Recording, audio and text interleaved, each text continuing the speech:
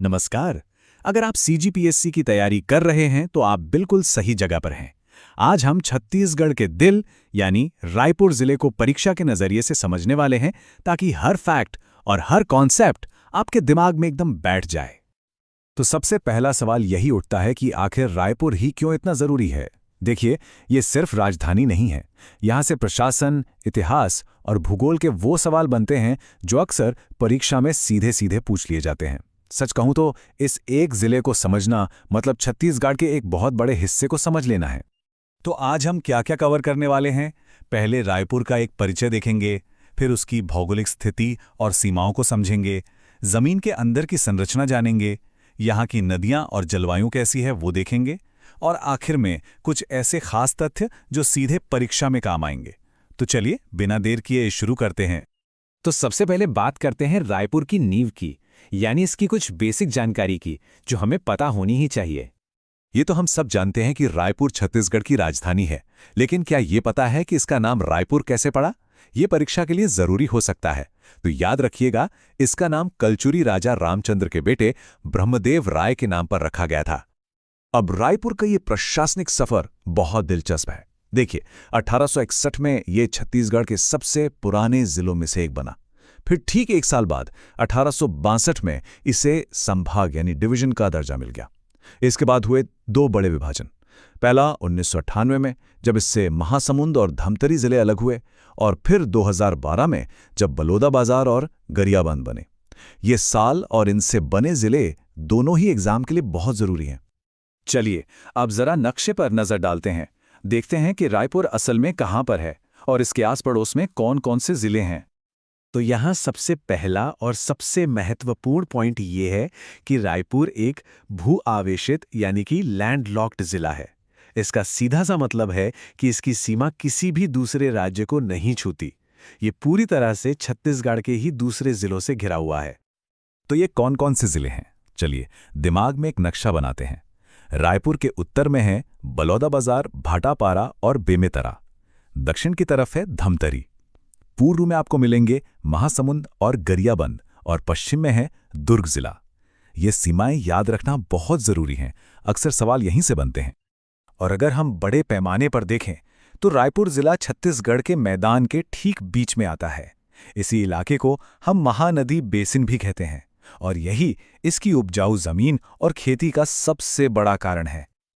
ठीक है, तो हमने जमीन के ऊपर की बातें तो कर लीं। अब थोड़ा जमीन के नीचे चलते हैं और देखते हैं कि यहाँ की मिट्टी और चट्टानें कैसी हैं, क्योंकि यही तो यहाँ के खनिजों और खेती को तय करती हैं। रायपुर में आपको मुख्य तौर पर दो तरह की मिट्टी मिलेगी। सबसे ज्यादा जो मिलती है वो है लाल पीली मिट्टी, जिसे स्थानीय भाषा में मटासी मिट्टी कहते हैं। इसके अलावा कुछ कुछ हिस्सों में आपको काली मिट्टी यानी कन्हार मिट्टी भी देखने को मिल जाएगी। और जब चट्टानों की बात आती है तो एक नाम दिमाग में बिठा लीजिए, कडप्पा। यहां कडप्पा क्रम की चट्टानें मिलती हैं। अब इसका मतलब क्या हुआ? इसका सीधा मतलब है चूना पत्थर। जहां कडप्पा चट्टानें वहां लाइमस्टोन यानी चूना पत्थर भरपूर मिलेगा, और यही तो सीमेंट इंडस्ट्री की जान है। चलिए अब जरा रायपुर के पर्यावरण और मौसम को भी समझ लेते हैं। देखते हैं यहाँ का मौसम कैसा रहता है और कौन सी नदियां यहाँ की जिंदगी के लिए जरूरी हैं। रायपुर के जलवायु को हम कहते हैं उष्णकटिबंधीय मानसूनी। क्योंकि यह समुद्र से काफी दूर है, इसलिए यहाँ महाद्वीपीय असर दिखता है। मतलब गर्मियां काफी गर्म होती हैं और सर्दियां सामान्य ठंडी। इसे हम तकनीकी भाषा में शुष्क उप आर्द्र टाइप भी कहते हैं। बारिश की बात करें तो यहाँ साल भर में औसतन करीब 1250 मिलीमीटर बारिश होती है, और ये ज्यादातर बारिश दक्षिण पश्चिम मानसून की बंगाल की खाड़ी वाली शाखा से होती है। अब बात करते हैं रायपुर की जीवन रेखा खारून नदी की। इसकी कहानी बड़ी प्यारी है। इसका सफर शुरू होता है बालोद जिले की पेटेचुआ पहाड़ी से।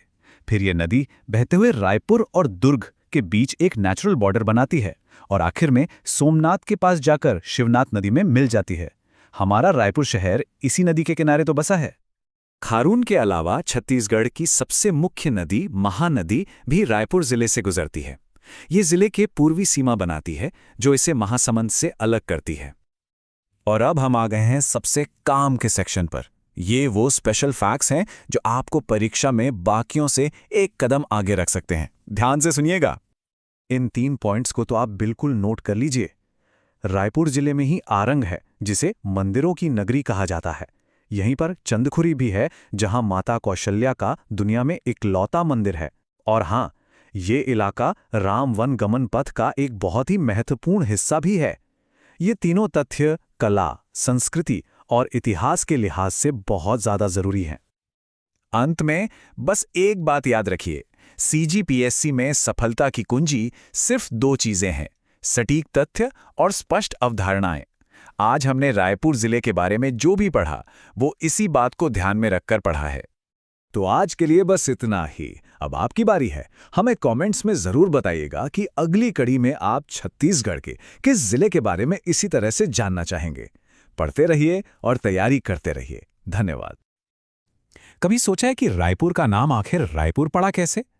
आज के इस विश्लेषण में हम ऐसे ही कई दिलचस्प फैक्ट्स के साथ रायपुर के हर पहलू को समझने की कोशिश करेंगे। तो आइए इसी सवाल के साथ रायपुर की ये यात्रा शुरू करते हैं। देखते हैं कि इन खास तथ्यों में से कितने आपको पहले से पता थे और कौन से आपके लिए एकदम नए होंगे। किसी भी जगह को समझने के लिए ना सबसे पहले उसकी जड़ों को, उसके इतिहास को जानना जरूरी होता है। तो चलिए सबसे पहले रायपुर के गौरवशाली इतिहास के पन्नों को पलटते हैं। तो देखिए, रायपुर की कहानी शुरू होती है 1409 से। तब कलचुरी राजा थे रामचंद्र देव। उन्होंने अपने बेटे ब्रंगदेव राय के नाम पर इस शहर को बसाया। लेकिन एक दिलचस्प बात यह है कि उस वक्त राजधानी रायपुर नहीं बल्कि खल्लारी हुआ करती थी। रायपुर को राजधानी का ताज मिला 1818 में ब्रिटिश राज के दौरान कर्नल एग्न्यू के समय, और यहीं से आप कह सकते हैं इस शहर का मॉडर्न चैप्टर शुरू हुआ। जब 1857 की क्रांति की आग पूरे देश में फैली ना, तो रायपुर भी इससे अछूता नहीं रहा। और यहाँ क्रांति का चेहरा बने हनुमान सिंह। इन्हें छत्तीसगढ़ का मंगल पांडे भी कहा जाता है। सोचकर देखिए, उन्होंने मैगजीन लश्कर में सार्जेंट सिडवेल की हत्या करके विद्रोह की एक ऐसी चिंगारी जलाई जिसने अंग्रेजी हुकूमत की नींव हिलाकर रख दी थी। तो ये तो थी इतिहास की बात। अब इतिहास से निकलकर आते हैं आज के रायपुर में। देखते हैं कि ये शहर आज स्टेट के पावर सेंटर के रूप में, यानी एडमिनिस्ट्रेटिव तौर पर कैसे काम करता है। आज का रायपुर एडमिनिस्ट्रेशन के हिसाब से कई यूनिट्स में बटा हुआ है।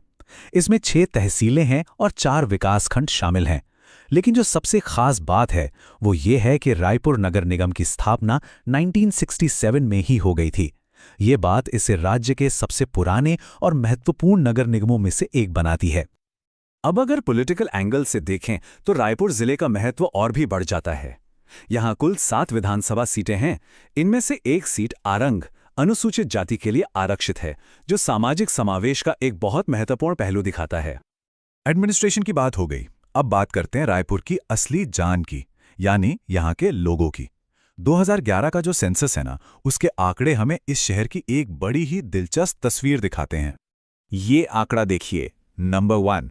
ये रायपुर की अहमियत को बिल्कुल साफ कर देता है। ये न सिर्फ छत्तीसगढ़ का सबसे ज्यादा आबादी वाला जिला है, बल्कि यहाँ की पॉपुलेशन डेंसिटी, यानी प्रति वर्ग किलोमीटर में कितने लोग रहते हैं, वो भी पूरे राज्य में सबसे ज्यादा है। एजुकेशन की बात करें तो उसमें भी रायपुर राज्य में आगे है। यहाँ की टोटल लिटरेसी रेट है करीब 75.56%, जहाँ मेल लिटरेसी 85% के पास है, वहीं फीमेल लिटरेसी भी 65% पर राज्य के औसत से कहीं बेहतर है। ये काफी प्रभावशाली आंकड़ा है। रायपुर की एक और पहचान है इसका शहरीकरण। ये पूरे छत्तीसगढ़ का सबसे ज्यादा अर्बनाइज्ड यानी शहरीकृत जिला है। ये चीज रायपुर को एक मॉडर्न और प्रोग्रेसिव सेंटर के रूप में स्थापित करती है। अच्छा, अब लोगों की बात हो गई। चलिए अब थोड़ा जमीन के नीचे झांकते हैं। देखते हैं कि रायपुर के नीचे कौन सा खजाना छिपा है, यानी यहाँ की मिनरल वेल्थ, जो इसकी इकोनॉमी की बैकबोन है। जियोलॉजी के हिसाब से देखें तो रायपुर कडप्पा शैल समूह पर बसा है। अब इसका सीधा साधा मतलब क्या है? इसका मतलब यह है कि यह पूरा एरिया चूना पत्थर यानी लाइमस्टोन के विशाल भंडारों से भरा पड़ा है। तिल्दा, मांढर और बैकुंठ जैसे इलाके इसके सबसे बड़े एग्जाम्पल हैं, जहां से सीमेंट इंडस्ट्री को अपना रॉ मटेरियल मिलता है। तो अब हमने देख लिया कि जमीन के नीचे क्या है। अब देखते हैं कि ये मिनरल वेल्थ और बाकी रिसोर्सेज मिलकर रायपुर के इंडस्ट्रियल और कमर्शियल इंजन को आखिर चलाते कैसे हैं। यहाँ एक बड़ा ही इंटरेस्टिंग पॉइंट है। अक्सर लोगों को लगता है कि कोरबा या भिलाई छत्तीसगढ़ की इंडस्ट्रियल कैपिटल हैं, लेकिन सच तो ये है कि राज्य की कमर्शियल कैपिटल यानी वाणिज्यिक राजधानी रायपुर है। और ऐसा क्यों है? क्योंकि राज्य के सबसे ज़्यादा इंडस्ट्रियल एरियाज इसी जिले में हैं। रायपुर के इंडस्ट्रियल पावर इन्हीं सेंटर्स से आती है। सबसे पहले उरला। ये न सिर्फ प्रदेश का पहला इंडस्ट्रियल एरिया है, बल्कि यहाँ एक ड्राई पोर्ट भी है। फिर आता है सिलतरा, एरिया के हिसाब से सबसे बड़ा और स्टील इंडस्ट्री का हब है। इसके अलावा भनपुरी में अपैरल पार्क और रावभाटा में मेटल पार्क, ये सब मिलके रायपुर को एक डाइवर्स इकोनॉमिक सेंटर बनाते हैं। इन इंडस्ट्रियल एरियाज के अलावा रायपुर में कई बड़े बड़े कारखाने भी हैं, जैसे कि बैकुंठ में 1974 से चला आ रहा सेंचुरी सीमेंट का प्लांट। फिर रेलवे का एक बहुत बड़ा वैगन रिपेयर शॉप है यहाँ, और मंदिर हसौद में मोनेट इस्पात प्लांट। ये सब रायपुर की इंडस्ट्रियल स्ट्रेंथ के सिंबल हैं। तो हमने देखा कि कैसे इतिहास, प्रशासन, खनिज और उद्योग ये सब मिलकर रायपुर को छत्तीसगढ़ का एक धड़कता हुआ दिल बनाते हैं। यह शहर सिर्फ एक राजधानी ही नहीं है, बल्कि एक इकोनॉमिक पावर हाउस है। तो अब आखिर में सवाल ये उठता है कि आगे भविष्य में रायपुर विकास की कौन सी नई ऊंचाइयों को छुएगा? इस पर सोचना जरूरी है। रायपुर को समझना तो भाई बहुत जरूरी है।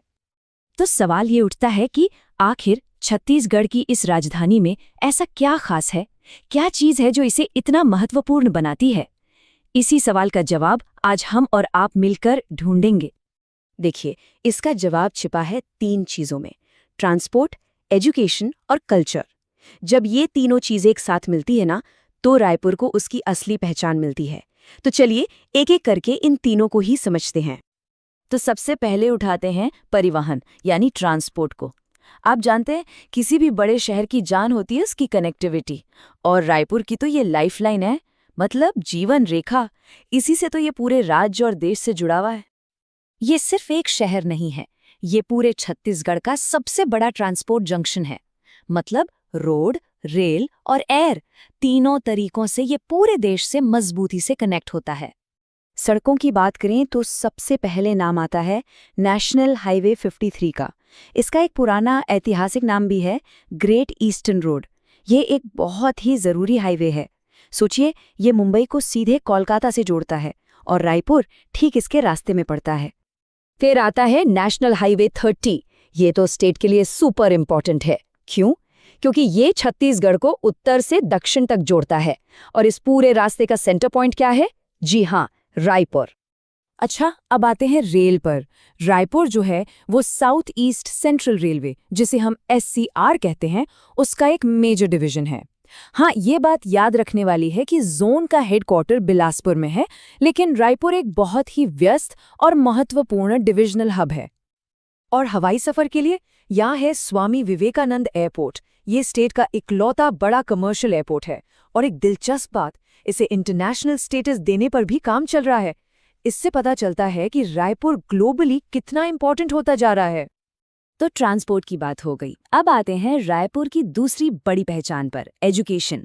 इसे यूं ही नहीं पूरे प्रदेश का एजुकेशन हब कहते हैं। इसके पीछे बड़ी वजह हैं।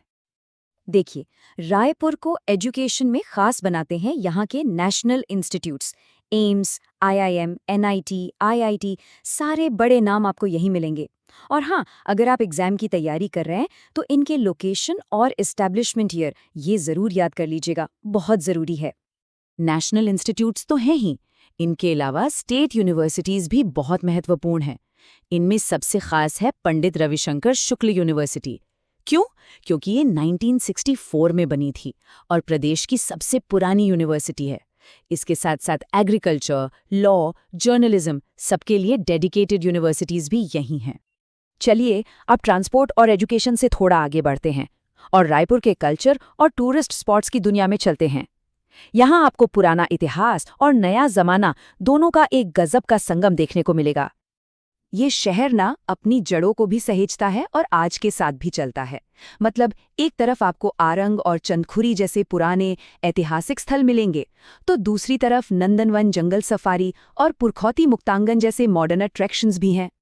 हाँ, चंदखुरी के बारे में जरा ध्यान से सुनिए, ये बहुत खास है। यहाँ दुनिया का इकलौता प्राचीन कौशल्या माता का मंदिर है, दुनिया का इकलौता। और ये रामवन गमन पथ का भी एक इम्पॉर्टेंट स्टॉप है। ऊपर से ये मंदिर जलसेन तालाब के ठीक बीच में बना है, जो इसे और भी खूबसूरत बना देता है। बिल्कुल वैसे ही आरंग को तो मंदिरों की नगरी ही कहते हैं। यहाँ 11वीं सदी का भांडदेवल जैन मंदिर है, जो उस जमाने की आर्किटेक्चर का एक शानदार नमूना है। कुछ और जगहों की बात करें तो महंत घासीदास म्यूजियम, ये स्टेट का सबसे पुराना म्यूजियम है, 1875 का। और बूढ़ा तालाब, जिसे स्वामी विवेकानंद सरोवर भी कहते हैं, वहाँ स्वामी विवेकानंद का एक बहुत ऊंचा स्टैचू है, जो शहर की एक पहचान बन गया है। चलिए, अब हम अपने आखिरी पड़ाव पर हैं और ये सेक्शन फ्यूचर लुकिंग है। हम बात करेंगे नया रायपुर की और साथ ही कुछ ऐसे की फैक्ट्स देखेंगे जो सीधे सीधे एग्जाम्स में पूछे जाते हैं। नया रायपुर कोई ऐसा वैसा शहर नहीं है, ये देश की पहली ग्रीनफील्ड स्मार्ट सिटी है। अब इसका मतलब क्या है? इसका मतलब है कि इसे एकदम स्क्रैच से, मतलब एक खाली जमीन पर पूरी प्लानिंग के साथ बनाया गया है। इसमें लेटेस्ट टेक्नोलॉजी और सस्टेनेबल इंफ्रास्ट्रक्चर का इस्तेमाल हुआ है। यहाँ पर महानदी और इंद्रावती भवन जैसे बड़े बड़े एडमिनिस्ट्रेटिव सेंटर्स हैं। पर जो सबसे कूल बात है वो है यहाँ का अंडरग्राउंड सिस्टम, मतलब बिजली के तार, पानी की लाइन, सीवरेज, सब कुछ जमीन के नीचे है। इसी से ये इतना क्लीन और ऑर्गेनाइज्ड शहर लगता है। मॉडर्न डेवलपमेंट की बात चली है तो ये नंबर देखिए, लगभग 65,000। ये है नया रायपुर के Shaheed Veer Narayan Singh international cricket stadium की सीटिंग कैपेसिटी। सोचिए, ये इंडिया के सबसे बड़े स्टेडियम्स में से एक है। और आखिर में कुछ क्विक फैक्ट्स, बिल्कुल एग्जाम स्टाइल में। याद रखिएगा, छत्तीसगढ़ हाट जो पंडरी में है वो आर्टिसंस का हब है। मैथ्स यूनिवर्सिटी स्टेट की पहली प्राइवेट यूनिवर्सिटी है और ODOP यानी one district one product scheme में रायपुर का फोकस है जैम जेली और टेक्सटाइल पर। तो हमने देखा कि कैसे रायपुर ट्रांसपोर्ट, एजुकेशन और कल्चर का एक शानदार संगम है और इसका भविष्य एक स्मार्ट सिटी के रूप में तैयार हो रहा है। तो ये सब जानने के बाद एक सवाल तो मन में आता ही है कि एक स्मार्ट सिटी और एजुकेशन हब होने के नाते रायपुर का आने वाला कल कैसा होगा? सोचिएगा जरूर।